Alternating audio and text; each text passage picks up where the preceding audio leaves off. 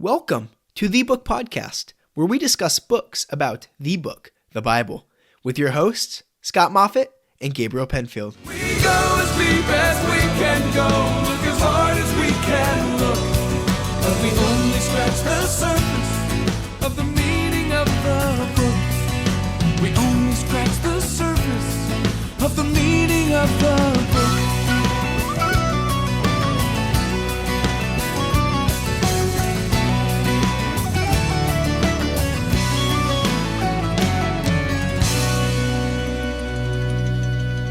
I'm a retired pastor who likes to use photos in sermons to show where the events in the Bible actually occurred. I've taken hundreds of photos myself while traveling in Israel, Jordan, Turkey, and Greece, but I've supplemented those photos I've taken with those from the collection that we're going to talk about today. Also, there are some sites I've never gotten to and probably never will, so the collection fills the need that I have of those that I've missed. I purchased parts of Todd's pictorial library of biblical lands in the past, but I didn't have the whole library. But now I have the complete set, and it comes on a nice thumb drive, which you can get for yourself, or it comes in other forms as well that Todd will review for us. And I'd like to remind you that this is an excellent resource that gives photos of every biblical location, and most people who are familiar with it say it's the go-to resource. You can find this set and other sets of Todd's on his website at bibleplaces.com. This photo companion to the Bible includes photo descriptions, verse references that are tied to each chapter and verse in every book of the Bible. It's a powerful PowerPoint set with ready photo images of hundreds of previously unpublished photographs, historical images, museum photos, and aerial photographs. The images are organized, as I said, sequentially through the Bible for easy location. A good friend of the podcast, whom I've participated with in historical geography classes at Jerusalem University College, formerly the Institute for Holy Land Studies, and who is currently an instructor there, Dr. Carl Laney, highly recommends this set, giving it high marks. So we are joined today by Dr. Todd Bolen, who is a professor of biblical studies at Masters University. He has many earned theological degrees from such schools as Jerusalem University College, Masters Seminary, and Dallas Theological Seminary. Todd has taught extensively in the classroom, but more importantly, he has put boots on the ground in these and every biblical location. He is also busy leading geographical field studies and participating in archaeological digs. Todd is a prolific writer and contributor to several important study Bibles and commentary sets. He has also co-authored several books and is currently working on a textbook that will cover the ancient history of Israel. Most importantly, Todd is the man behind the curtain at BiblePlaces.com, which offers these photo-based resources for Bible teachers and students. I am Scott Moffat, your host of the book, and I'm joined by my grandson, Gabriel Penfield, student at Dallas Seminary and employee of FOI. Welcome, Todd. Let me begin by asking you this question, kind of out of the nowhere, but not really. It's a question that I asked our other guest last night, but I'd like to ask you, because you're so familiar with what happens in the Middle East. What is your opinion of the current situation with the war in Hamas? How do you think the protests, by the way, are affecting our view of this war on the university campuses across our nation? And has that affected the image of Israel in the U.S.? Big questions, I know. Yeah, big questions, difficult answers. I think that what we're seeing, what we've seen in the last 6 months in the United States is really an exposing of what's already been there, namely hatred of God and his people. And so this has just given them an opportunity for the curtain to be pulled back and for people's hatred of Israel and the Jews to be exposed. I think we just look through history and we see that that's just a common reality Of course, we see it in biblical history, but we see it in the last 2,000 years. And you can kind of be under the illusion that the United States is different, that we're, more civilized, or we're more loving, or we're more tolerant, or whatever. But I don't think that's true. Mhm. Yep. That's good. That's good. Yeah, it's terrible what's happening over there, but you kind of see it just unearths what people already believed in America. It didn't really create anything new. It just kind of unearths what's on top. It fits nicely, though, and harmonizes what's going to take place in the end times. That's the one thing that's might be good about it. You know? Yeah. So with your photos in the collection, or did you have something? No, we could talk about that a lot, but we can move on. Take a pass on that right now, huh?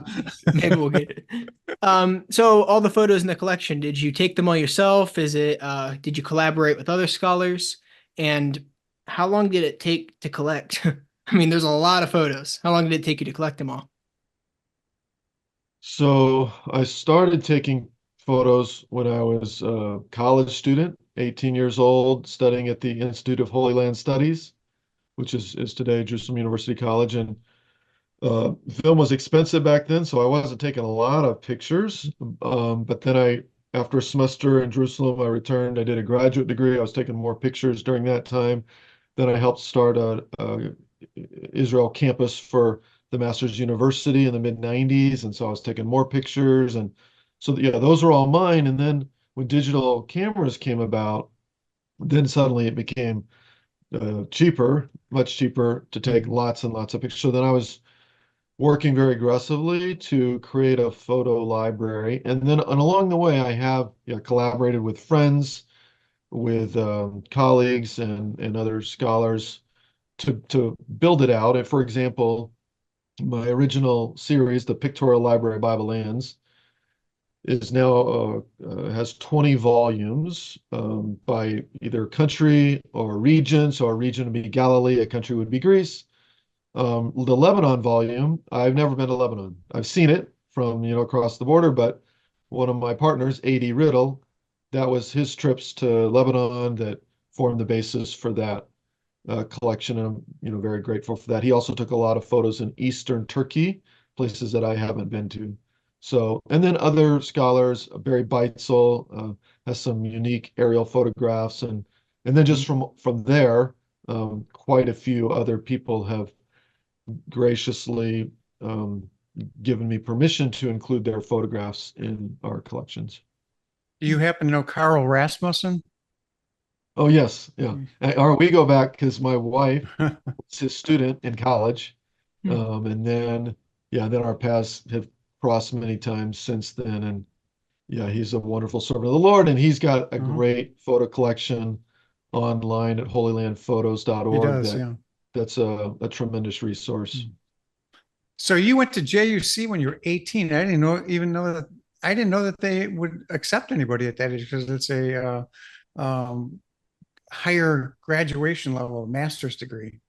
So you became interested at that time in taking and collecting photos, or how did that come about? Yeah, so the JUC was founded as a graduate school, and I think that's always been its primary mission, granting MA degrees. But along the way, they were allowing undergraduate students to come, and that's where I fit in. So I was a second-year college student when I went, and I bought a camera early on. So my dad took pictures, just a hobby or whatever. But that early on, I was probably 12 years old or something when we were going on family vacations, and I wanted to have a camera, and I had a paper route so I could, buy a decent Minolta SLR, and I took pictures for the yearbook at, in junior high, and so I had some photography background. And then when I went to Israel that first time, I was there for 3.5 months, plus I went for a week running around Egypt with some friends. And I came back with 800 photographs, which at that time sounded like a lot to me. It doesn't sound like a lot anymore. But I've taken more than that in one day since then. But those slides I would then people would say, "Hey, how was your trip or whatever? Can we see some pictures?" So I created a mini collection, one slide carousel, and I would show that around to different places. And so, I mean, already kind of there, and I didn't have any idea at the time where that was going to go, but that, yeah, did kind of reflect my own interest, my love of photographs, and the value that they have, and my desire to share them with other people. And so that was the year 1990. And then it was 10 years later, a lot happened in those 10 years, but then I released the first photo collection. There's 4 volumes in the Pictorial Library of Bible Lands series that had accumulated. And I worked together. I had an initial partner at that time that kind of helped me get off the ground. And that was the very beginning. Just out of curiosity, you took all those pictures on rolls of film, right, in 1990. Did you get them developed in Israel, or did you bring them back? Did you hold on to them and bring them back? So you didn't know what you had until you got home? You're right. I brought them back because, yeah. And so you're right. Yeah. And so then I look at those early ones, and some of them, yeah, they just came out, didn't come out at all. Blurry or whatever. Mm-hmm. Yeah, and so that's such a difference today where you shoot a picture, you know exactly what it looks like, it's a second later you look at it in your on your screen, and back then, yeah, and so I had a friend that same semester, and I think there was some issue with her camera or whatever, and all of her photos were bad. We're no good. So she lost everything. And you don't know that until you get it developed. And yeah, so that was a risk. And of course, at that time, I mean, it's personal interest or whatever. It wasn't maybe as serious as things are for me now. But Yeah. I have it's the camera I brought to Israel, the R10. I dabble in it, but I couldn't imagine not being able to see it in the moment and having to wait till the end, because I was able to kind of like sort through on the trip each night versus you got to take them all and come back and do them all when you get home. Like that's Can I tell that's some work. Can I tell a little story? It has nothing to do with what we're doing except for cameras. My wife and I and a missionary friend were really enamored with a public speaker that people really liked, very conservative. You know him, Rush Limbaugh. So we went to his show, and at the time he was shaking hands. So we go up there and we shake his hands. And 2 weeks later, we found out that he no longer shook hands with people that came to his show. But anyway, we take all these pictures, and we take pictures in New York, and we get home and open up the camera, and there's no film. So I know that irreplaceable photo that you want, and it's just not there. Yeah. Digital has really changed our lives. Yep. So all the places you've been to, you got to tell us your favorite. What's the best? I guess there's different aspects. Like, what's the most impressive one when you're there for the first time? But then maybe after that, talk about like the one that's stood out to you as the best as you've been there maybe a few times. Yeah, so it is hard to have a short list, but here's a short list as I'm thinking. So I'm going to start and end in Jerusalem. I mean, that's the city of the great king. That's the city of David. That's the city where Jesus, made our atonement and rose from the dead. And I just love being there. I love walking around, exploring. There's always new things to see, all new pictures to take. And I don't know if that's really one site, because it's like, I have a whole volume of photographs just for Jerusalem, because you got, the city of David, and you got the Mount of Olives, and you got the Holy Sepulchre and the Temple Mount and the new city and the valleys and et cetera, et cetera. But I have to get that in there. As far as if you stay in Israel, it's just like a peaceful, enjoyable place. It'd be the Sea of Galilee. And of course, that's multiple parts in the Sea of Galilee, but walking on the shore, we would stay with our students, time and time again at En Gev Holiday Village on the eastern shore, and loved that, and doing different hikes or bike rides or, various activities around the Sea of Galilee. Water skiing on the Sea of Galilee. So I love the Sea of Galilee. We go outside of Jerusalem, maybe just think of two things just kind of jump into my mind that may be less known. The most impressive building, ancient building, still standing, not restored, not like, rebuilt or whatever, but in Egypt, in the today's city of Luxor, the Temple of Karnak it took more than 1,000 years to build it out, different parts of it, and in the middle, the most impressive feature is the hypostyle hall, which is it's like in the Bible, it talks about Solomon's hall of the forest of columns. You got basically a hall that's filled with trees with columns and the forest of Lebanon, right? In the Bible. And Mhm. so that's similar to that, but it's all the columns are carved with hieroglyphics that used to be colored. They're not most of the paint is not preserved anymore. But then on another place, which very few Westerners have been, but definitely ranks high for a favorite city is Persepolis in Iran. The city was built there largely by Pharaoh, not by Pharaoh, by King Darius, and then his son Xerxes, famous to us from the story of Esther, Ahasuerus.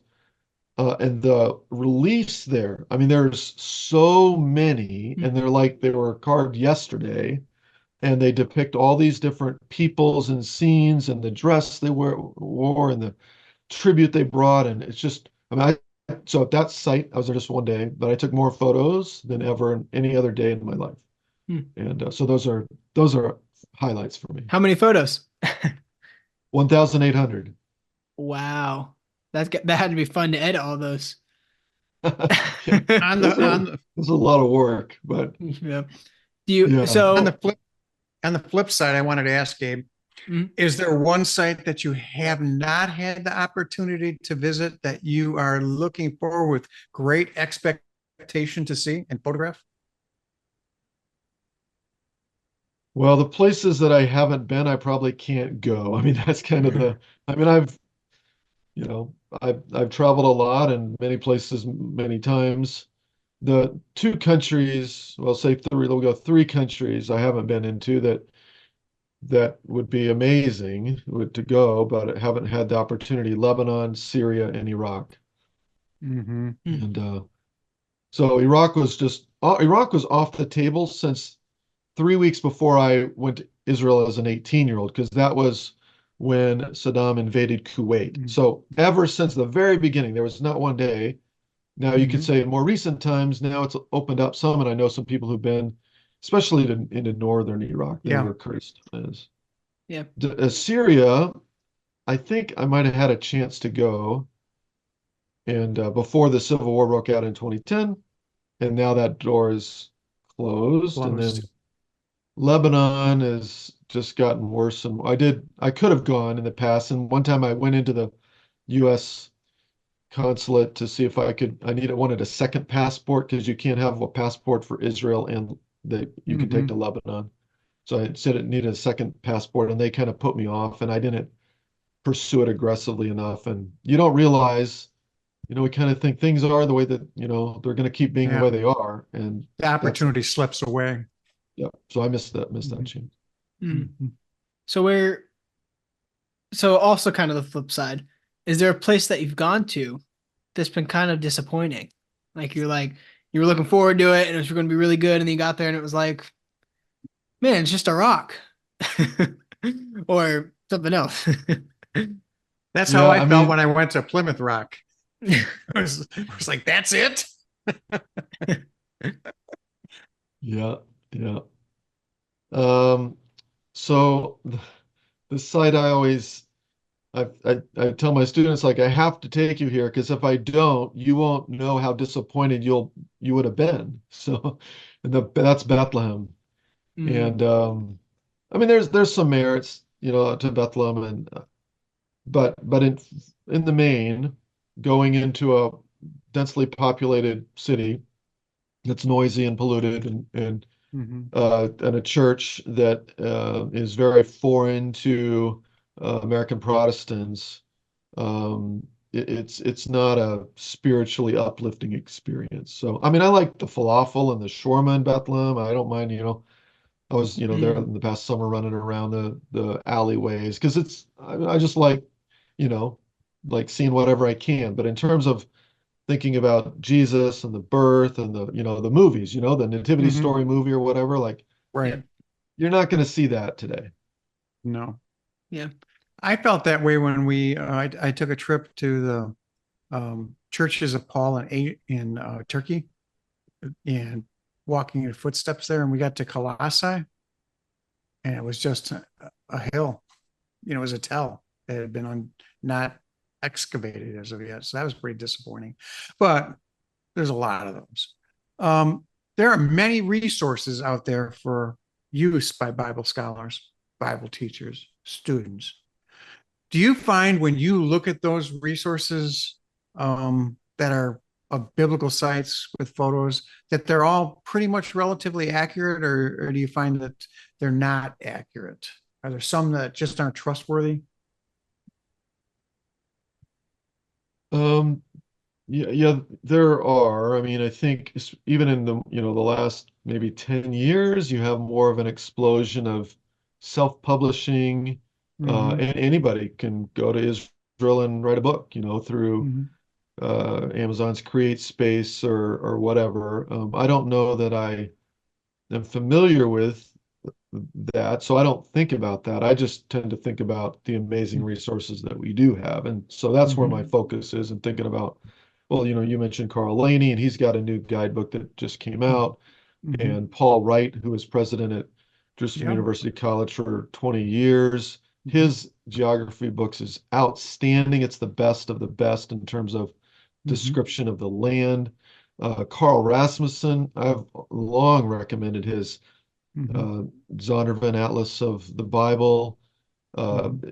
because it marries so well the Mm-hmm. geography and the history in one nice package. But Barry Beitzel's Moody Atlas, I mean, that's Mm-hmm. got stuff that no one else does. And then that leads into, let me throw this in here too. This is a more advanced resource, but it's excellent. Barry Beitzel has edited a series called the Lexham Geographic Commentary, Mm-hmm. and there are 3 volumes out now, and there's 3 more on the way. And I was honored to be invited to contribute some of the articles. Mm-hmm. And it's there's so much insight analysis by Beitzel has found the best scholars. You mentioned the cities of Revelation. So, I mean, he's got Mark Wilson and Ben Witherington. I mean, it's the who's who of Mm-hmm. guys who have lived in these lands, traveled in these lands, guided these lands, and then they've got some, expertise. And so they wrote an article on Laodicea Mm-hmm. that's, I mean, that's the best. I mean, that's that article in that encyclopedia, I mean, for all 7 churches, but I wrote one in that volume on where Herod died. So Herod Agrippa the first in Acts 12, Luke writes about his death in about 5 verses or whatever. Josephus gives us even more information, and I kind of dug in a little bit and came up with some interesting thoughts, and I have a fresh proposal that I offer in there with some supporting evidence to argue that Agrippa didn't die where we normally think in the theater, where they do the dramas and the Mm-hmm. tragedies and such, but rather next door in the hippodrome, and that seems to fit better for some reasons. And but yeah, that's another resource.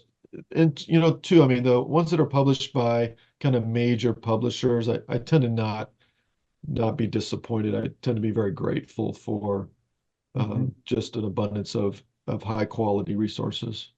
Yeah. Good. Yeah. Why do you think it's so important to have these resources? Like why should a pastor, why should a Christian maybe have some of these books in the house, be familiar with this?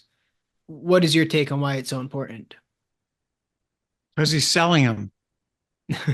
No, I'm sorry. Going. Yeah, the say the pastor Mm-hmm. studying God's word wants to instruct the church, and they're diving into a passage. They're going to use some commentaries. The commentaries are usually text based, and they're very valuable. And it depends a little bit too on the what text we're talking about. Like I'm studying this week Psalm 67. I'm teaching at my church on Sunday. And for Psalm 67, frankly, I don't know that I need a geographical commentary. I don't know if I need a Bible atlas or even photographs. I'll have some because I always do, um, but other passages like David and Goliath or feeding the 5,000 or something. If you have the knowledge, okay, what's the landscape like Mhm. in these, when David and the Israelites are on one hill and the valleys in between them, or Mhm. when says he's in the vicinity of Bethsaida, but then there's nowhere to buy food. Like, how does that work? Where does that? Mhm. So, some commentaries are better than others. Some of those commentary writers, Mhm. they've studied in Israel and they've done their research, Mhm. and then others, they're not going to help at all. So having those background resources, the geographical knowledge, and frankly, look, here's the best way, and we don't have to. I mean, look, not that we can say this without no, insisting that everybody goes to study in the Holy Land. People can't. Not everybody's able to do that. But for those who can, there's nothing that replaces that. And then when you come back to wherever your home country is, then you can utilize those resources so much more. And even so, like you talked about my photographs, um, people will tell me like, I really love your photographs because I'll never go to Israel. And if that's somebody who's 75, then I'm very thankful in my heart that those pictures kind of helped to bridge the gap and gave them something that otherwise they would have missed, a Mhm. three-dimensional color view or whatever. But um, if someone tells me that in their 20 and they say, well, I'm never going to go to, and I think, man, those pictures will mean a lot more to you after you come back. So Mhm. I'm always wanting to, and I teach at a university where we believe so much in the value of visual studies that we started our own campus. So our students can go and study for a semester, get full credit, travel all over the land. And like I said, I was part of that for 11 years. And we just believe in that is really Mhm. the ideal. And then for people who can't do the ideal, they're going to go for a 3-week study trip like Dallas Theological Seminary. I was just with Dallas Seminary this past summer and taking them all around from Dan to Eilat. Um, but then if they can't do that, then some people go on a church tour, and then some people just, for whatever reasons, health, financial, or some family issues, they're going to be dependent upon the resources that others make, and they can be thankful for that as well. Yeah, I love to Just out see of how curiosity. many. I love to see how many different people have trips. Word to Life has a trip. Friends of Israel has a trip. DTS has a trip. Like these, but it shows the importance. All these places believe and agree that it is worth it to go to Israel if you're a Christian. Like it's worth it, and I think everyone here on the podcast believes that. For sure. What do you think the most important theological site which is under reevaluation, or they're doing a dig there now? For example, Shiloh, the Pool of Siloam, Bethsaida. These are all up in the air. What do you think is the most important of those, or another that's currently being reevaluated or redug or dug for the first time? Any idea? Anything you want to share with us about that? And how does that help? How does that impact your photographs uh, of Bible lands? You mean I have to go back and take some new pictures, or Yeah. which I mean I'm doing. Like I said, I was Mhm. there last summer, and I took Mhm. I don't remember 2-3 thousand plus pictures, and um yeah, so that's a good question. I don't know that I've thought in those terms. I'm glad you gave me those suggestions. The Mhm. Siloam, Pool of Siloam's, and very interesting. I was Mhm. there when I walked by just a tiny little hole in the ground in 2004, and said, "Hey, there's something happening here." And then in the next couple years, including with the help of our students who came out to volunteer, we helped to expose part of the Pool of Siloam. Um, I don't know. Yeah, there's some interesting possibilities that are still to come with that. The Bethsaida one might be more interesting because you have three cities mentioned in the Gospels that Jesus condemns. He condemns them because he had been there the most and taught there, and and did more miracles. So besides Bethsaida, Capernaum and Chorazin. Well, we're pretty sure we have been for quite a long time where Chorazin and Capernaum are, but the location of Bethsaida, that's been up in the air. And so there's one site that's a couple miles away from the shore. The archaeologist Right. Rami Arab, who was working there for 25 years, he was very, very sure that this was the site. He published all his books. He didn't publish the excavations of El Araj. He called them the excavations of Bethsaida. And he got the Israeli road sign committee to change all the signs. But there were problems, and scholars were noting this, I mean, for quite a while. But nothing was done until, I think it's been now maybe 5, 6, 7 years. Steve Notley and a partner of his are directing excavations at a site that's right next to the shore of the Sea of Galilee that seems to have more going for it. And the excavations there now they're finding evidence of a church, and churches in the Byzantine period were often built on top of holy places, especially if you're along the shore of the Sea of Galilee. And now, how does that change things, or does that affect? I mean, of course, I mean, if I'm teaching, I want to show a picture of the right Bethsaida and not the wrong one. That's obviously important. It could, depending on what specific things they find there, like if they find inscriptions, in fact, they have, but depending on how old the inscriptions are, how reliable, that could affect our understanding of the city and who lived there. And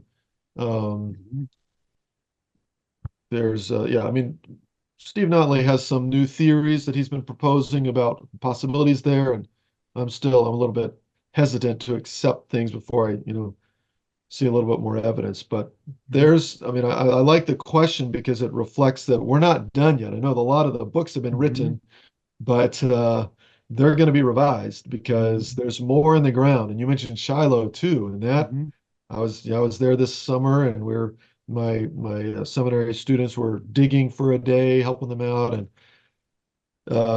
yeah, I mean, Scott Stripling has found there the possibilities with the location of the tabernacle, or yeah, they're going to cause some things to be rewritten if things play out the way that they think they are, and because where I have thought, where other people have said too, if you look at my pictures of Shiloh, and I have, on a lot of the pictures, I'll mark them so you can see like, oh, this is that. To have those labels. Well, now some of those labels need to be moved, because if the tabernacle wasn't on the north shelf, but it was actually a little bit further to the south, then, but before it was, and I would say, like, if I was teaching, I would say, if I'm creating photo collection, that this is the best candidate as of now, but we need excavations. Well, I mean, thank the Lord, now we're doing excavations so we can actually figure out and not have to speculate. You also have David's Palace and the Pilgrimage Way that they're revealing for the first time, which are really, really super interesting, and I think is going to be a great complement to Israel's tourist attractions, especially Pilgrimage Way.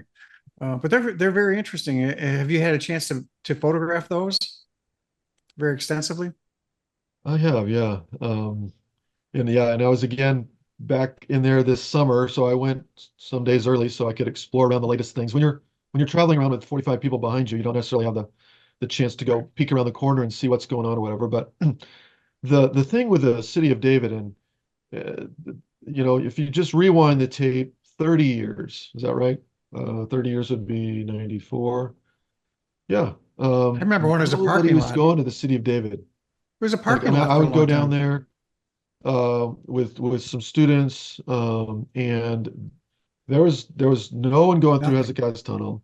There was the area G, which has the House of Ahiel, the stepstone structure. I mean, no one was there. There had been some signs put up after the excavations there, late 70s, early 80s, and they were destroyed.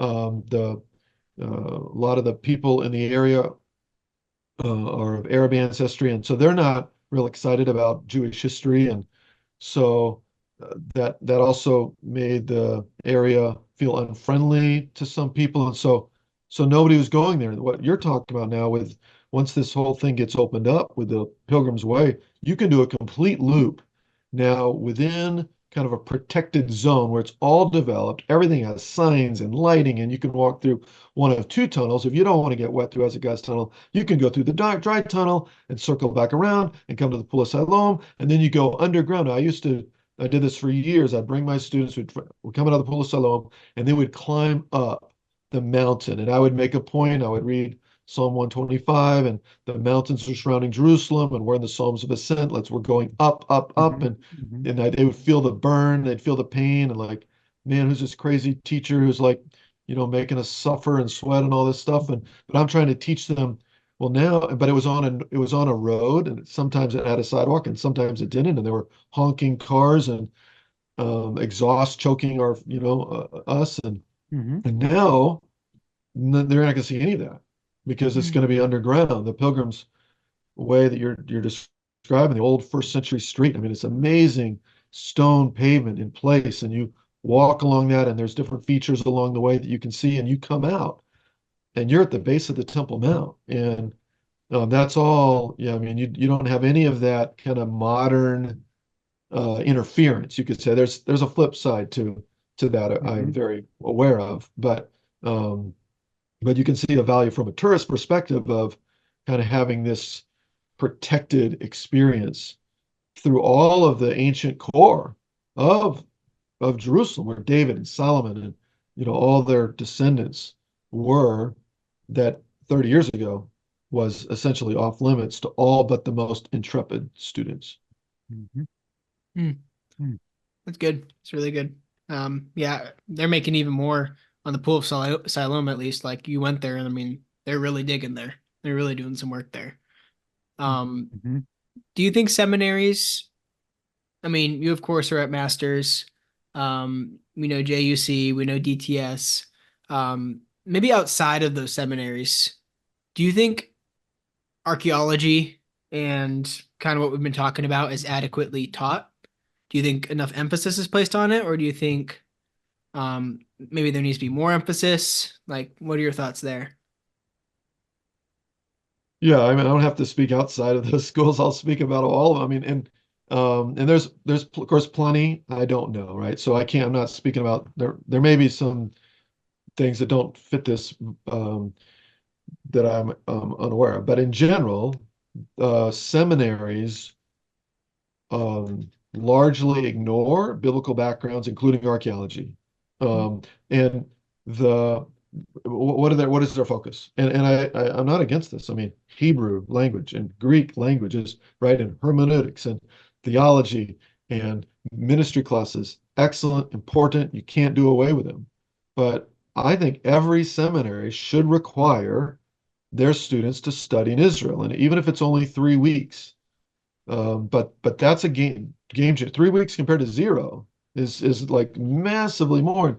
Why do we say that we're graduating someone who's qualified to serve in the ministry when they haven't studied in the land of the Bible? And okay, look, if we rewind back to 500 years ago, you couldn't go. Okay, but that's not our day to day.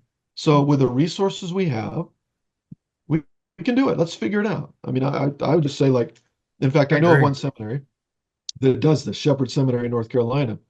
They build it into their program. And they say, if you're going to get your master's degree here, you're going to Israel, and we'll help pay for it. And they've got some sort of funding, that they've acquired that enables students to. They just say, we believe in it that much that all of our students are going to go and study. And as you guys know, we all know what it lights the fire. And so that you come back, it's not like you're not only getting 3 weeks in the land, you're getting access now to a world of resources. And probably you're going to want to try to get back there, and you might want to take the people in your church back there. And so it's all win-win-win for deepening our understanding of God's word, so we can teach it, so we can apply it. And archaeology is all a part of that too. Yeah, I can't remember. I can't remember if it was on a podcast recently, but I heard somewhere. Remind me if you know. They took like a poll how many people thought that their spiritual walk with Christ grew after going to Israel? Like not just knowledge, but like their walk with Christ. And like 80-90% of them was like, yeah, it not just grew, but like deeply grew. So like it's not just this knowledge thing where you're just gathering knowledge. Like this helps you understand the Bible better and your relationship with Christ grows because of that. Yeah, you might be thinking there about Wayne Stiles' doctoral dissertation, where Okay. he did some of that study and Yep. and yeah, so here's how it works. It's not like standing in the place, in my opinion, like suddenly like gives you a spiritual zap. What it does is it just brings the Bible, from arm's length, you could say, now to being like in your face. So it becomes part of you. It's now personal. The things what do you remember the best, right? They talk about if you hear it, if you read it, if you see it, but there's the best. You experience it, right? Hmm. So you experience Jericho, walking up part of that road up, to Jerusalem and thinking about the Mhm. Good Samaritan and like that's now part of you. So when you're reading the passage, you don't have those obstacles to overcome, the barriers to before that of foreignness, Mhm. of distance, Mhm. and now you can just focus more on what is the teaching there. What does Jesus want me to know about who is my Mhm. neighbor and how I should love Mhm. them? And so yeah, I think those survey results do not at all surprise me. um, I know personally what it's done for me and then the students that I've had the opportunity to be with. And it's not, there's no magic potion or whatever. And I know people who've, of course, studied in Israel and then have not grown with the Lord or have turned away from the Lord, right? I mean, we just know biblically, right? There's no like magic key, there's no secret solution. I mean, Yeah. the sanctification is always going to be fighting the Mhm. fight of faith. It's always going to be disciplining yourself. It's spending time in God's word, being with God's And people. But but but there's a certain advantage to walking through the pages of the Bible so it's more real to you personally. brings the Bible to life. Yes, you've heard that over and over, but it's true. Yep. So let's ask a couple of technical questions. Do all of the photos that you have taken in museums have the approval to be used? Are they copyright protected, or how does that work? Can you use them or project them and then show them on the internet, for example? Yes. Well, I mean, copyright applies to a photograph. Mhm. Doesn't Mhm. apply to like the Giza pyramid or to an artifact in a museum. Mhm. I mean, if somebody made something 3,000 years ago, then I suppose copyright expired, or whatever. But Mhm. um, so the photo collections I create, and I say I create, I mean, let me be quick to add here. I work with a team of people. So Right. especially the new collection, the photo companion to the Bible, you mentioned before, the photo sets that illustrate the Bible book by book, chapter by chapter, verse by Mhm. verse. Mhm. And we're not done yet. We finished the New Testament. We still got a lot to do in the Old Testament. It's a very big book, but that's with a team of guys. I mean, I'm working with excellent scholars. Some, a fellow DTS grad, another guy I studied with at Jerusalem University College, and we live around the world in Japan and Michigan and et cetera. And Mhm. and and so they really do even more of that kind of organizing than I do. They do more writing than I do, and but I'm happy to work with them and give them some direction. But and when we put in a photograph of a museum artifact in our collection, then our desire and design is that the person who has that, who's bought it or has been given it, can use that for their personal ministry purposes, show it in church, print it out for a Sunday school handout. Yeah, that's all of these photo collections have those rights built in. So, and that's an advantage. You can illustrate, what would think about it here. Genesis is our most recent release, Mhm. almost 7,000 photographs Yeah. for the 50 chapters of Genesis, and you can you can go, take your own pictures. You go to travel to Egypt where Joseph was, Mhm. brought by God to save his family, or up to Shechem, where God promised Abraham the land, or you can go to Eastern Turkey, where Haran is, and you can travel all these places and take these pictures and go to the museum and get the artifacts. And you can find these, you don't have to go there. A lot of these pictures you can just find on the internet these days, especially now. When I started, there was none of that. I mean, there's no Google Photos. I mean, if you wanted a photo, Right. this is no kidding, $60 was the going price. If you wanted to license a photo from a photographer, just to Mhm. use in teaching, not in a book or a magazine, but I mean that Mhm. was so there was no way, and so that's how I got started was um, students of mine, especially seminary students, going into ministry, saying, "Hey, can we get your photos as a collection?" And then they paid $60, way back then for 1,000 of my photos rather than one photo for $60 and such. So but yeah, if you were today and Google, so today, I mean, Google Photos has all kinds of photos available, and um, the um, so we have some unique photos that you're not going to find on the internet, I think. But Mhm. we also organize them. We make sure they're accurately identified. I mean, I've seen errors like in books. So I see a book on archaeology or something, and it has a photograph that they got off the internet, and it has a caption, and it's wrong. Like that's Mhm. not what that is. And Mhm. so we work hard at accuracy, correct identification, correct explanations, and then all organized. So if you're studying, for Genesis, let's say the story of Joseph being thrown in the pit by his brothers. So you jump right in Genesis 37, and then you've got all the pictures all in one place. So Dothan is where Joseph's going to find his brothers, and so I have pictures of that, of the valley of actually this is probably not easy to find. Pictures of shepherds in the Dothan Valley, Mm. because no tourists go there today because it's in a part of the West Bank that's a little bit risky.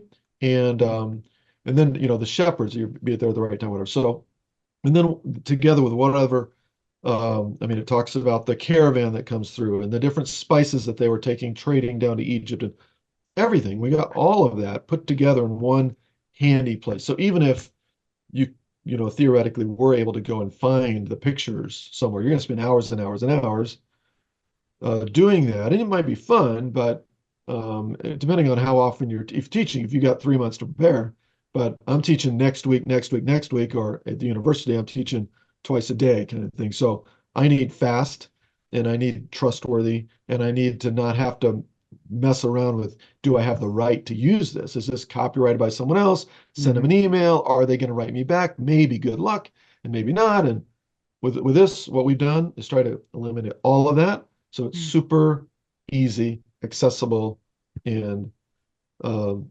and good quality. I mean, it's fun with Mhm. my students because I'm using these pictures right all the time here at the university and at church and have good quality. I mean, beautiful colors, photographs from airplanes, drones that just bring it to life. So you mentioned, Scott, at the beginning that you've been to Israel and you've taken pictures.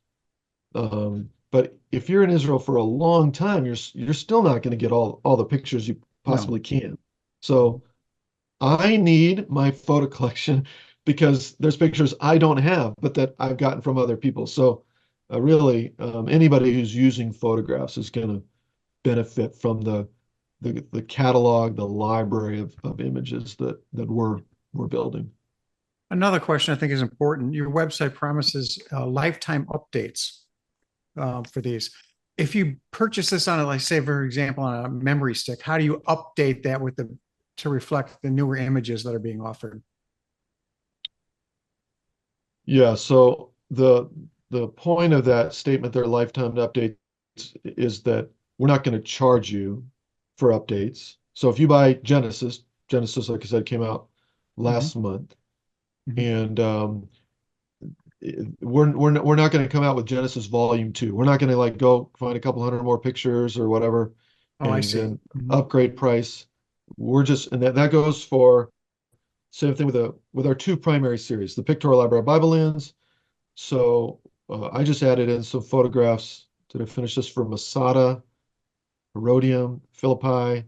I did a bunch of them in the last 12 months with some help of one of my teammates, but and those are free. We're not charging you. You've bought the grease volume, then the new Philippi photos we got, you don't have to pay. But how you update it then is it's online. Yes. So which of course is so much nicer. Back when, I started this, there was no, well, there was internet and there was websites, but it was hard to do big downloads. I mean, everybody was on modems, it was really slow. But Right. now I can have a 2 GB, right? Some of these, when you got 7,000 pictures, that's a big download.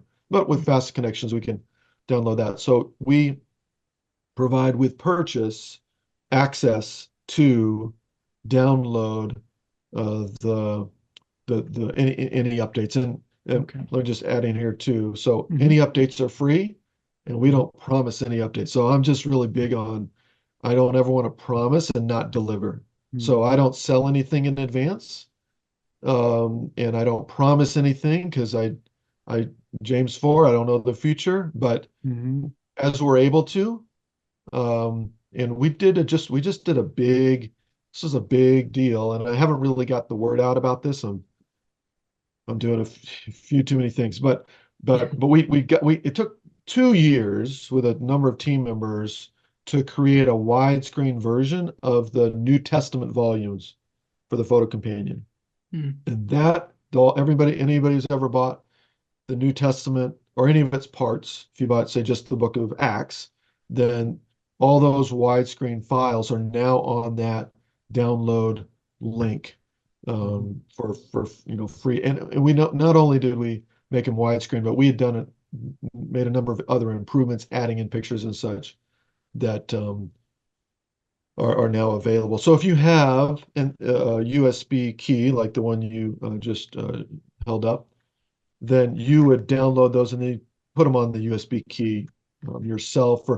I mean, what I do is I use USB keys as my backup, and by then I mean hard disk space is pretty cheap these days. And I Right. just copy it over onto my hard disk, and then I have quick, easy access. I can do searching super fast, and then yeah, any updates can go in there as well. Awesome. Gabe, any more questions? Yeah, no, I mean, it's awesome. I mean, it's awesome to have that resource. I bet that's nice for just to have for you. Like you took the pictures, but now to have them organized like this, like I bet it's you know, just imagine me like going back through my Israel photos being like, I was told what this was, but Yeah, I I kind of don't can't remember right now. remember. Yeah. Yeah, I didn't label it, so I don't know. But no, having it labeled is a big deal, and that makes it so much easier when you're preparing a sermon. Well, we certainly Yeah, appreciate you. Go ahead. I'm sorry. I was just going to say, so that the two primary series that we have, maybe it might help um, those Please. who are joining us to know the difference. So one, it's organized by country, by region, by site. So that's going to be where um, you know that super helpful if you were like at Capernaum and you're like, wait, what was that? Like I don't. So then you just open up the Capernaum set, and more likely than not, whatever you took a picture of that you don't remember what it is, there's your answer. So it's like the Mhm. answer key, and then Mhm. also all the sites you didn't go to because look, you just don't have time, no matter how long your tour is. Mhm. But then the other series, the photo companion to the Bible, Mhm. that's your go-to place for, hey, I'm studying a passage, and yeah, you're right. When I'm studying, like I'm teaching, this week Psalm 67. So my team has already created a very a great draft of Psalm 67, and I'll just go through and fine tune it or whatever. But Mhm. Yep. yeah, I love that. I'm teaching next week. I'm teaching, doing a lecture on David or whatever, and like I just go to the resources that we've created, and I can just copy paste, save a Mhm. ton of time, and it's better than it would have been. Um, so yeah, I benefit as much as anybody. Yeah. So did you want Gabe and me to send our photos in to you and then you can figure out where they are and put them in place? We We need some want to, help. yeah, we need some help. We're going to interject some pictures from the set into the commentary here that we've been taking place for the last hour. Well, we wanted to thank you for being willing to meet with us and to tell us about the Photo Companion to the Bible Lands series and how helpful it is in helping pastors, teachers, and students understand the scriptures better and to see the locations where all of these things took place. Is there anything else that you would like to share, Todd, with us about maybe perhaps a website or a book or something that you'd like to popularize to the audience? Well, I mean, BiblePlaces.com does have some resources that are just available. And so like a lot of, just Bible readers, students, they can just hop on or Google, search for whatever site. And there we have pictures, explanation that's just available for everybody. It doesn't cover every site, but it covers a lot of the main sites. So you can just kind of browse through there, through the Galilee sites or through the sites in Judah or Turkey or wherever. And then if someone was interested in seeing in action, like what does the photo companion to the Bible look like, say for the Gospel of Matthew? And we have for every book, I think, or almost every book, a free chapter that they can just download. It's in PowerPoint. They can see exactly what it looks like. They can see the notes. We didn't really talk much about this today, but we spent a lot of time explaining the photographs. And that'll vary depending on the context. So if it's the photo collection for Galilee and it's pictures for Capernaum, then just information about the synagogue and the excavations and why do they say this is Peter's house. But if it's the photo companion and it's, you're going through Matthew 4, 5, 6 or whatever, then explanations about, hey, where did this picture come from? What museum is this artifact located in? Why is this here? Sometimes it's obvious. You don't need a note. But sometimes it's not. Sometimes there's a manuscript that's written in, ancient Hebrew or Greek or whatever. And we don't expect our readers to know those. But an explanatory note can turn on the light bulb and oh, wow, that's really great. Like, for example, a picture of a deed. A deed, is it that the word I want? A contract, rather, from the time of the New Testament. And there was money that was owed. And when it was paid, it was crossed off. So you think about debts being canceled in the New Testament, like in Colossians, and that's just such a good visual aid of what the Lord has done for us. Yeah. All right. Well, we thank you again. And we have a lot of friends in common together, and that's always wonderful. And we'll mention you to them when we meet with them. I'm supposed to be interviewing Joel Kramer here in a couple of weeks, and I'll mention that we met with you and some others. So it's a pleasure to get to know you and to meet you, and to know that you're doing such a good work, and that we will recommend this to everyone that we meet as a complement to their studying and to their preaching and teaching, because it is so helpful. So thank you, Todd. Appreciate it. And thank you, Scott. Thank you, Gabe. You have a wonderful evening there in California, and we're going to try it too here in Virginia. Great. Thanks so much. God bless you, sir. Thank you again. God bless. See you next time.